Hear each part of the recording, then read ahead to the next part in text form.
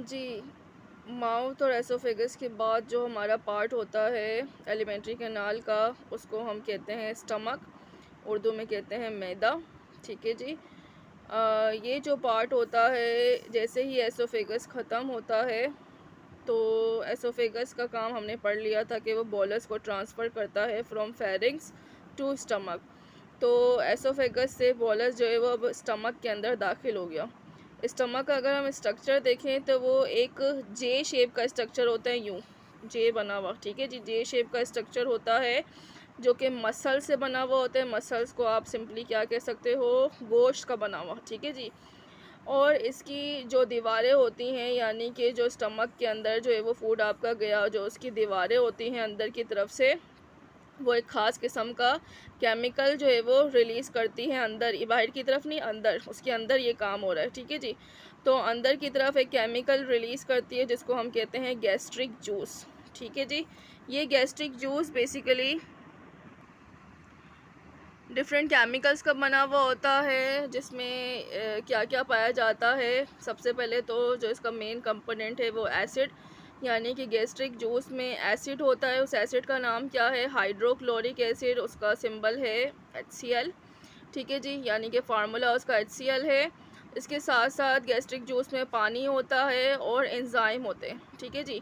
Enzyme में आपको बता चुकी हूँ, वो केमिकल्स जो कि हमारा जो डाइजेशन का प्रोसेस होता है उसको, उसकी तेज़ी में इजाफ़ा करते हैं, यानी कि उसको तेज़ कर देते हैं। ठीक है जी। तो ये जो एंजाइम होता है बेसिकली क्या कर रहा होता है, स्टमक के अंदर जो लार्ज प्रोटीन के मॉलिक्यूल्स होते हैं बड़े बड़े, उनको छोटे छोटे प्रोटीन के मॉलिक्यूल में तोड़ देता है।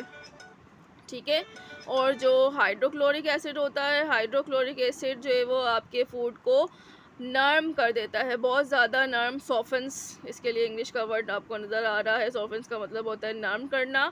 नर्म करने के साथ साथ खुदा न खास्ता अगर आपने जो फूड लिया है उसके अंदर अभी भी जो है वो जर्म्स या जरासीम्स के कुछ पार्टिकल्स मौजूद हो, तो उनको भी जो है वो ये किल कर देगा। ठीक है जी। तो स्टमक में हमने पढ़ा कि फूड अंदर आया और स्टमक के दीवारों से निकलता है गैस्ट्रिक जूस। ये जो आपका जे टाइप का स्ट्रक्चर है इसको हम स्टमक कहते हैं। स्टमक में की दीवारों से गैस्ट्रिक जूस निकला। गैस्ट्रिक जूस क्या करता है, जो फूड होता है उसको नर्म कर देता है, इसके साथ साथ जो बड़े बड़े प्रोटीन के मॉलिक्यूल्स है उसको जो है वो छोटा कर देता है। ठीक है जी।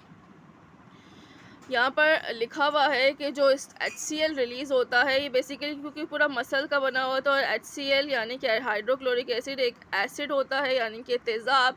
हालांकि जो हमारी बॉडी के अंदर यानी स्टमक के अंदर HCl रिलीज़ होता है वो बहुत ही ज़्यादा हल्का या कम पावर का आप समझ लें, जिसको हम ज़्यादा बेहतर तरीके से इंग्लिश में डाइल्यूटेड फॉर्म में कहते हैं।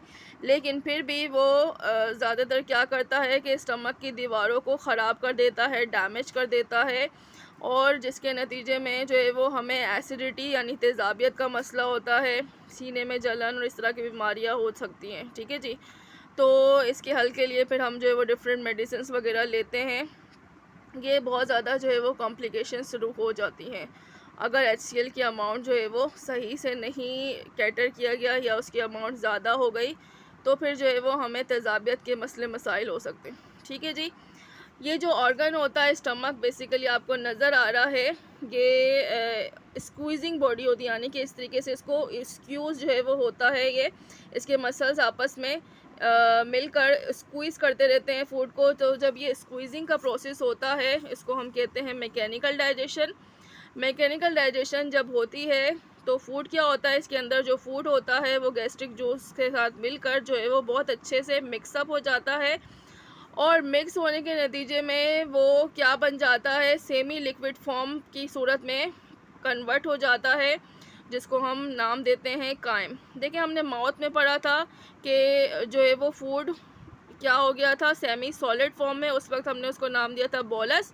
और दूसरी अहम बात कि माउथ में हमने पढ़ा था कार्बोहाइड्रेट्स की डाइजेशन, कार्बोहाइड्रेट्स को जो है वो स्मॉलर पार्टिकल्स में कन्वर्ट किया गया।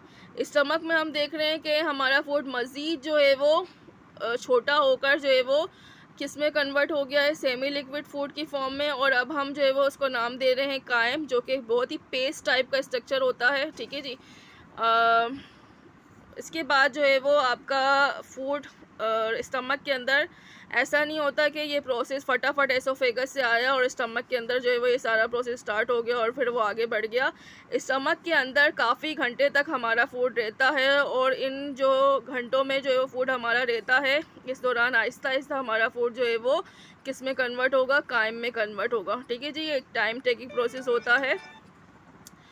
फिर जब ये स्टमक अपना काम कर देता है, कायम बन चुका होता है, तो आहिस्ता आहिस्ता जो है वो स्टमक खाली होता है और जो भी कायम या फूड पार्टिकल्स होते हैं वो नेक्स्ट डेस्टिनेशन, नेक्स्ट मंजिल की तरफ जाते हैं एलिमेंट्री कैनाल के, जिसको हम कहते हैं स्मॉल इंटेस्टाइन। ठीक है जी, तो जिस तरीके से हमने माउथ की एक्टिविटीज़ डिस्कस की थी, हम टेबल नंबर 1.2 में डाइजेस्टिव एक्टिविटीज़ इन स्टमक को भी डिस्कस कर लेते हैं। तो स्टमक की जो दीवारें हैं, मस्कुलर वॉल्स, वो कॉन्ट्रैक्ट होती हैं, सिकुड़ती हैं और फिर रिलैक्स होती हैं, जिसकी वजह से जो है वो मैंने आपको बताया कि स्क्वीज़िंग होती है, खाना स्क्वीज़ होता है और इसके नतीजे में जो है वो गैस्ट्रिक जूस के साथ आपस में अच्छी तरीके से मिल जाता है, कंबाइन बन हो जाता है। इसके अलावा जो है वो उसमें निकलता है HCl जो है वो खाने को नरम करता है, उसके फूड पार्टिकल्स में मौजूद अगर जो है वो जरासीम होंगे तो उनको किल कर देगा।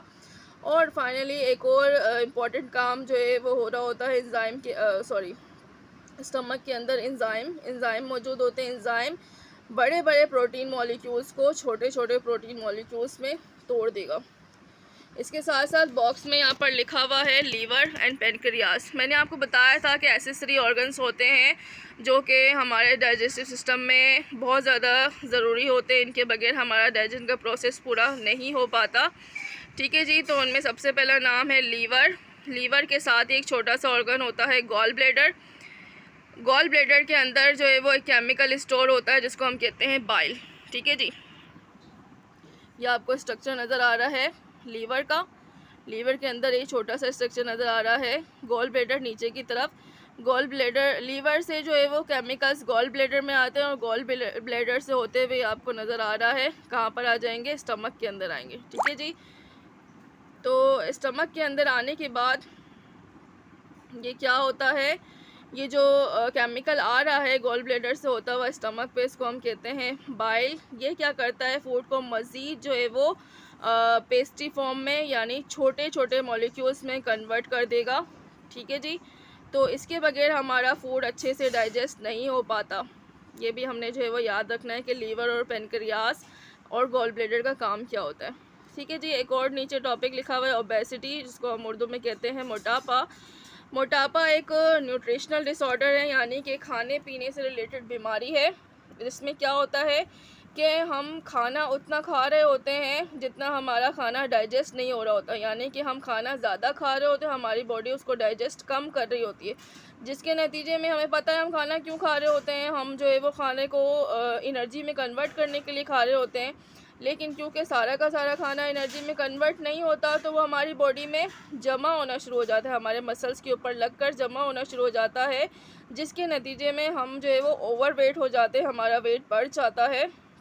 और जैसे जैसे जो है वो बंदा ओवर वेट होता जाता है, उस कंडीशन को हम कहते हैं ओबेसिटी, और ऐसे बंदे को हम ओबीस पर्सन कहेंगे।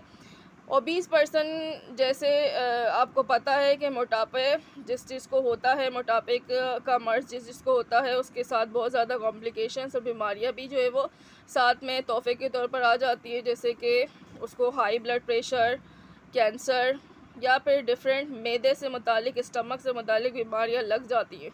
ठीक है जी, तो ये सारी टर्मिनोलॉजीज़ आपको पता होनी चाहिए। नेक्स्ट जो है वो हमारा टॉपिक होगा स्मॉल इंटेस्टाइन, तो वो हम जो है वो नेक्स्ट वीडियो में डिस्कस करते हैं।